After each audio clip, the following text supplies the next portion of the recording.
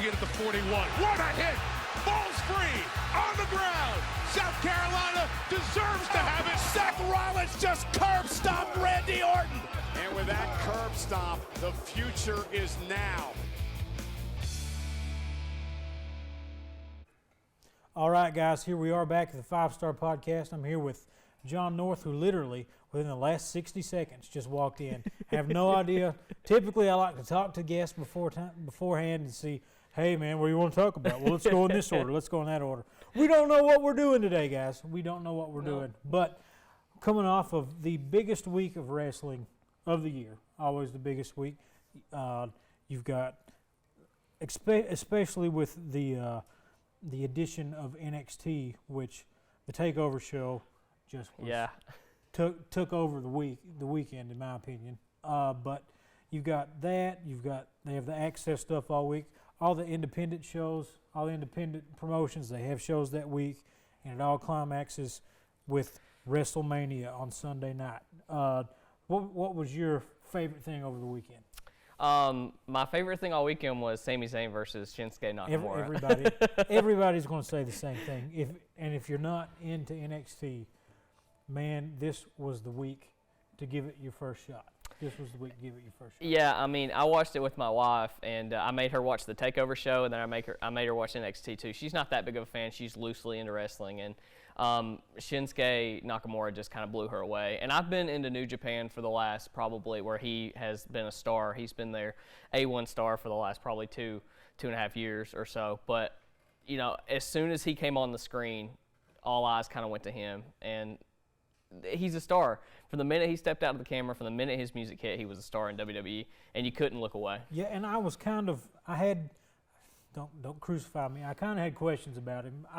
I've watched New Japan too, and I've seen him, but New Japan and NXT are two totally different worlds. Yep. You know, especially if you watch the TV version, there's no big elaborate entrance. Yep. There's no the promos are against a random wall, and you just talk for a second or two in Japanese. So it's presented more as a sport in Japan, as over here it's presented more as entertainment, I think it's safe to say. And so those are the only questions that I had about Shinsuke Nakamura, the entertainment aspect. Mm-hmm. It took me about a second to just throw those all out the window and realize that this guy's just a star.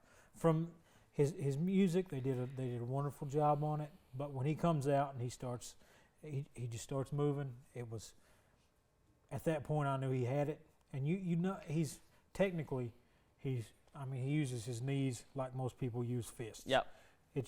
He's a completely different ball game compared to anything else that WWE has. And man, how far do you think he can go? I don't think that he'll ever be. I don't think that he's ever going to have a lengthy run personally as like a world heavyweight champion top, because I just don't think his promo's up there with the guys that have been on top for a while now. But you talk about a guy who can have marquee matches at WrestleMania for the next 5 to 10 years. I think that's the kind of role Nakamura will play. I think eventually, he may get a run, but I don't think it'll be lengthy. But I don't think that's going to be his role in the company. He took the Intercontinental Championship in New Japan and made it the main title just because his name was a part of it. So I think we can see similar in WWE. Word is on the dirt sheets. I know those are gospel. Anything, but. Word is that he is going to have an extended run in NXT as the marquee guy. So, we saw one high quality match out of him, and I've seen some clips of his live stuff over the past week, which looked just as good as anything else. Tag teaming with Balor. Yeah. Made the internet kind of explode when I saw pictures of that. Come on now. Let's. But he's going to have a long run with NXT, and NXT. A lot of people like to say that NXT is the developmental brand, but I kind of see it as its own brand. NXT has evolved to the point where it is a promotion for the wrestling purists or the internet community. I mean, I don't think there was a bad match on that card. Yeah. To be honest, I think maybe the two best matches of the weekend were the Nakamura Zayn and Bailey Asuka. I think. Yeah. And if not for one horrible botch in that tag team match, I would have. But that It's botch, up there too. Yeah. I mean, it was good stuff. I would probably go for WrestleMania weekend. I would go the Nakamura Zayn match, and then I'd probably go the women's match on the Mania card, the triple threat. I thought that was very well done. They came out of the gate a little too out of control, and it was kind of you could tell they're really excited. But once that match settled in, like, it had my attention the entire time, and not a lot of matches on the Mania card did that for me and had me emotionally invested like the women's championship match did. See, I did my top 3, and that was the number 3 for me, because it was just, and it's wild that a couple years ago we would have never dreamed that the most captivating match on the card would have been a women's triple threat match. But there's a lot of potential in that division coming up.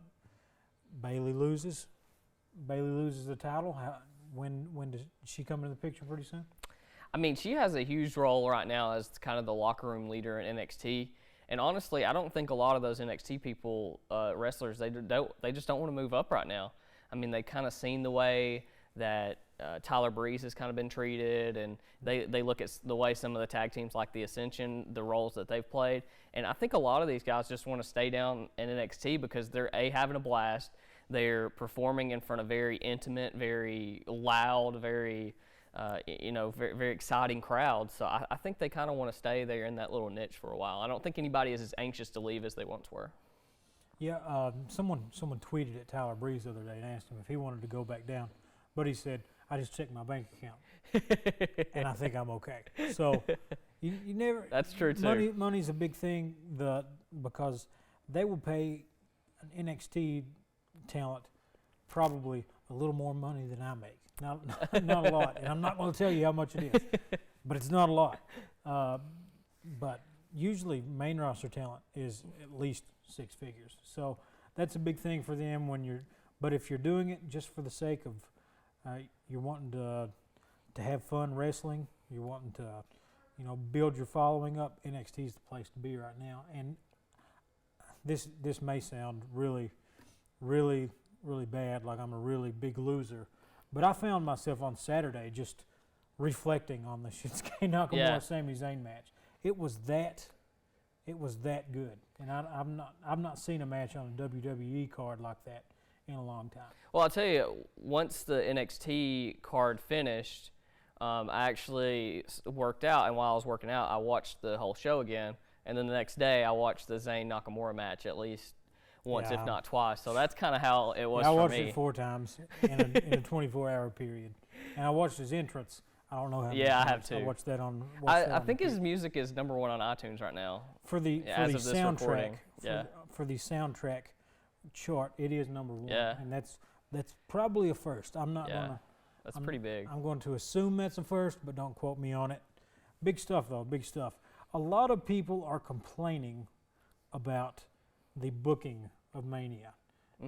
How do you feel about that? It definitely was. A couple of things were kind of a head scratcher to me. I thought the AJ and Chris Jericho match was a little bit of a head scratcher for me. I definitely thought AJ was going to get his WrestleMania moment, but I'm sure we'll talk about Raw where it flips around and now he's going to be running a program with Reigns, which I think is really awesome. And also, I thought a lot of people thought Sasha Banks should have went over Charlotte. And then a lot of people were expecting, I think, a lot more than just a jump off of the cage from Shane McMahon and Taker. So I thought a lot of those were kind of, there was a lot of question marks there. I am glad that Baron Corbin won the Andre the Giant Memorial Battle Royal. And I didn't see that coming, and that was refreshing. A lot of people get hung up on the finishes, and I myself, I try not to get hung up on the finishes because, just like you mentioned, we had a loss for AJ, and everybody just assumed AJ was winning. He gets caught by surprise, loses, but then the next night he wins a fatal 4-way for the #1 contendership, and he also gets the pin on Jericho. So don't get caught up too much in the finishes, and we look at Mania as this is where all the storylines end. But if that's where it was, if that's what happened, then faces win every match. Yeah. You have to continually build the program, and I do think they would have been better served if Jericho would have cheated a little more. I don't know what that spot was where he shoved the referee. Yeah. And then catches him, because maybe if he would have shoved the referee towards it instead of out of the way, maybe I could get it. But I mean, at least let him cheat to win. Or be more do it the right way, because I think that they were trying to sell some type of dirty fall there, but it just didn't pan out. Taker Shane, to me, I wanted to see two spots. I wanted to see coast to coast, and I want to see somebody go off the cage. I want to see Shane go off. Taker's not going off the cage, and I saw them both. So it is kind of booking wise, that storyline dies though. You had a storyline that kind of came in for 2 months or a month, probably 6 weeks or so, and then it's over. You know, was it worth it? But at the same time, the roster is so depleted, and you want to give Taker a match. I don't know that they could have put anyone else in a match with Undertaker and sold more seats. Anyone that was on the roster that wasn't hurt. Yeah. Yeah. To be honest, I don't know if I would have what I predicted was that Shane would choose somebody to fight for him, and then I thought it was going to be trial by combat. You know. I thought it was going to be John Cena versus Undertaker, and that sort of immovable object and the unstoppable force sort of thing, which is Taker at WrestleMania and then John Cena just as a wrestler as a whole. I kept waiting for a run-in. I kept waiting for something to happen, and it never happened. And I would imagine a lot of people felt the same way, but with the stipulation being Taker doesn't get another Mania match, you really don't know who's winning in that aspect. And then Monday night they make it all a big waste of time because Shane and I hope to goodness maybe I do want this to happen, but Dr. Phil's the guest Monday. Forgot about that. I'm just guessing that the night is going to have Shane Vince on a couch with Dr. Phil. And if that's the case, they'll work something out. But I think Shane's going to be there for a while. It's another thing, it's hard to pick because you don't know how long Shane's going to be there, because Shane's running his own businesses right now. Yeah. And also it's hard to call that match a letdown when a dude jumped off the top of the Hell in a Cell and landed through a table. I mean, that's hard to call a letdown. Because that's only happened, once before from the top, and when that happened, we still talk about it to this day. It's going to be iconic. So it was a big spot. Once he started climbing, you knew it was happening. Well, all he had to do, and this was, how I love just the nerdiness of me, the look at production values, and just when they zoomed in on his face and he just looks up and you can hear that whole stadium just echo, like everybody just starts popping. And that's all it took was him to just look up like this. And it just set everyone off. I just loved that little nuance of the match. Oh, that's great. And they don't do that a lot anymore. I was watching an old Stone Cold and The Rock match. I forget which one it was. Sorry, they've only wrestled a couple times. But Stone Cold was in one side of the ring in the corner, and he's got blood dripping down his face. Rock's in the other corner, and they just keep cutting from face to face. Yeah. Stone Cold, he's got this intense look in his eyes, and Rock looks scared. And you miss that a lot now. The storytelling is almost non-existent in the ring, but outside of the ring is where they depend on it now. Yeah. But that was the moment when he looked up, and then when he does the cross Mary, you knew. Yep. But really, and that's really not even the biggest fall he's taken. No, I think he took one off the Titantron one time from. Yeah. Into a foam pit. Yeah. But still, he also did one off of the scaffolding. Yeah. Once too. Yeah. Against Steve Blackman. I think so. Maybe. I still think the most impressive bump that he took was when Kurt Angle was trying to throw him through the King of the Ring panels. And it didn't. And it wouldn't break, and he just kept throwing him and throwing him and throwing him, and it was just, that still makes me uncomfortable to this day to watch. I mentioned the coast to coast spot. I think he hit that cleaner than he ever has. Oh yeah, he got because a there's lot a of couple air. of times he's tried to do that and he's just barely nicked it. But he got all of it this time, which is impressive for that. He's in very impressive shape too. So the booking, a lot of people have complained about it. The biggest thing that stood out to me though was the Ambrose Lesnar match. Number one, it didn't go long enough, and I thought it was going to take a whole lot more to beat Ambrose. And, well, he did take a lot. I mean, he took 13 suplexes and a F5 onto a bunch of tables. He did take a lot. But what got me is there was only one pinfall. Yeah. And that's what did him. Yeah, that was probably my biggest disappointment of the weekend because I thought that would be a match where everyone I thought Lesnar was going to win. Same here. But I thought they had built up so much that Ambrose can he can take so much punishment. He just keeps coming at you, and then they kill it with just one pinfall from and one F5, and then Ambrose is done. So I thought we'd walk away from that match and it'd be match of the night, and I thought it was maybe we went into it with too high of expectations from a guy who literally his matches have just been suplexing people in the last 3 years. But I mean, I'm into it, but still, that's kind of all it's been. Well, I'm not, and let me talk a little bit about that. I think this Suplex City stuff, as much money as it's brought in, as far as Lesnar matches, I think it's destroyed him because he used to throw knees. Yeah. He used to do a lot of things, but now it's just suplex, F5, game over.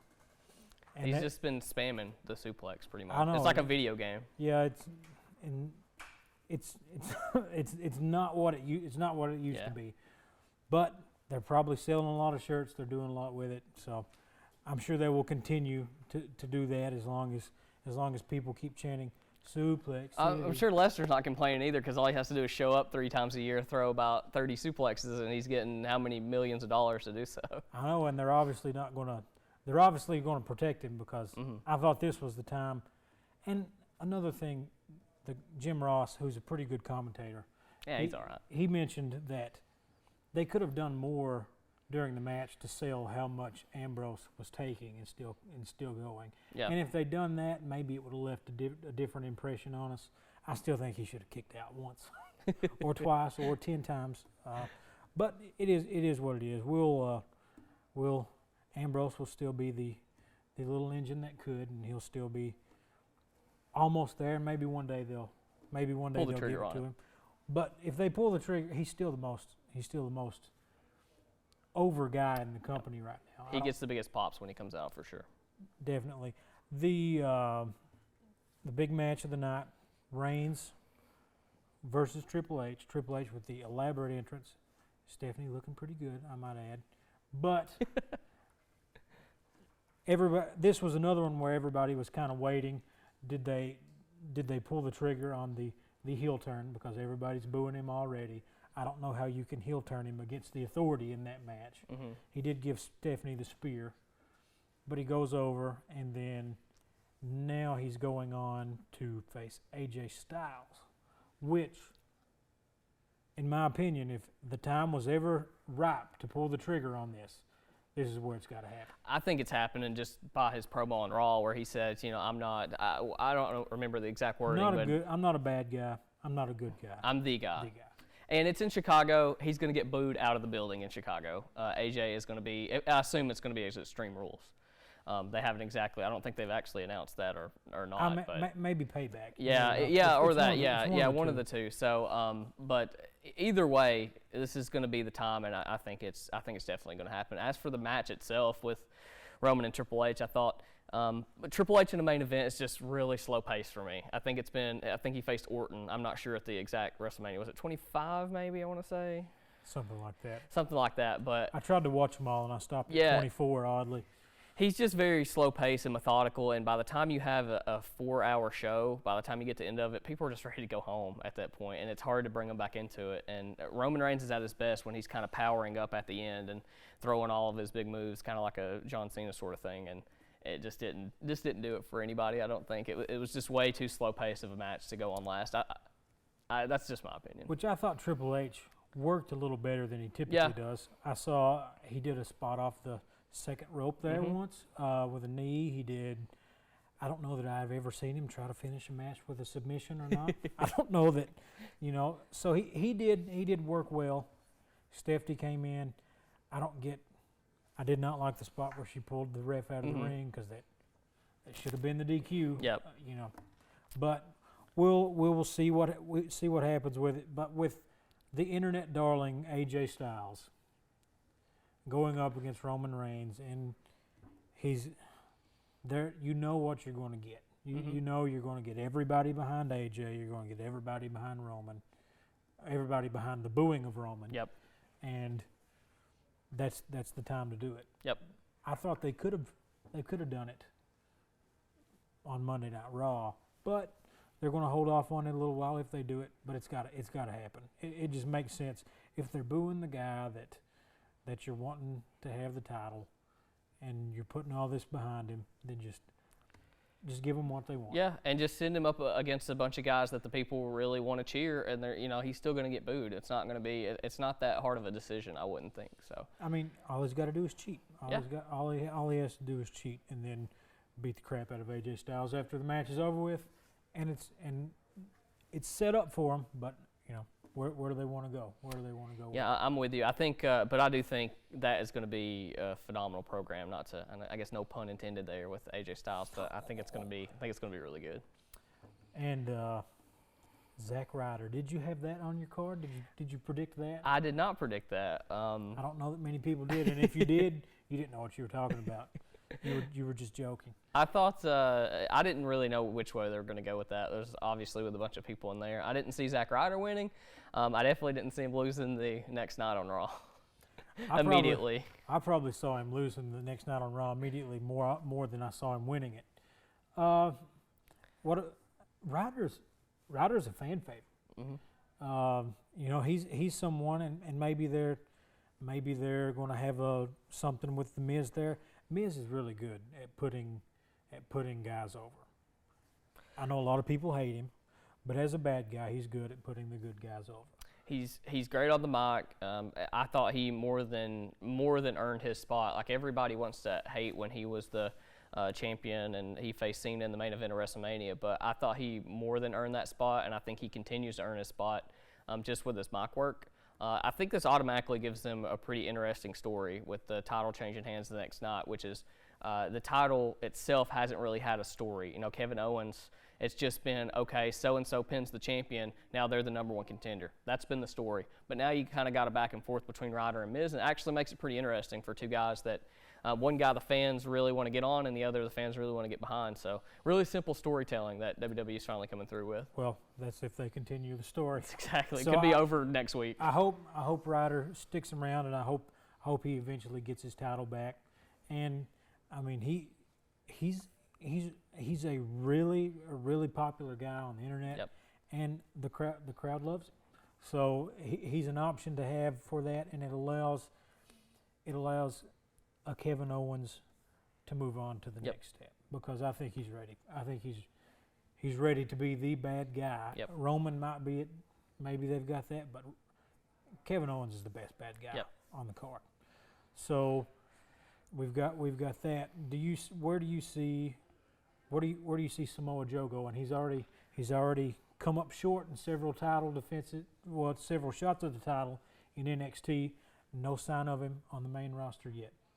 I'm still not convinced that he's not going to win the NXT title.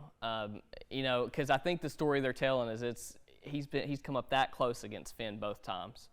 I think he eventually does what it takes to beat Finn, and I think they're also using him as kind of a locker room leader guy down there in Florida. I don't know how soon the plans are to get him up on the main roster, especially with people returning now from injuries like Cesaro on Monday night, and like John Cena, he's going to be coming back soon. So I'm not exactly what place they would have for Joe, but they could definitely keep him down there on the NXT roster, and there's an abundance of feuds for him down there.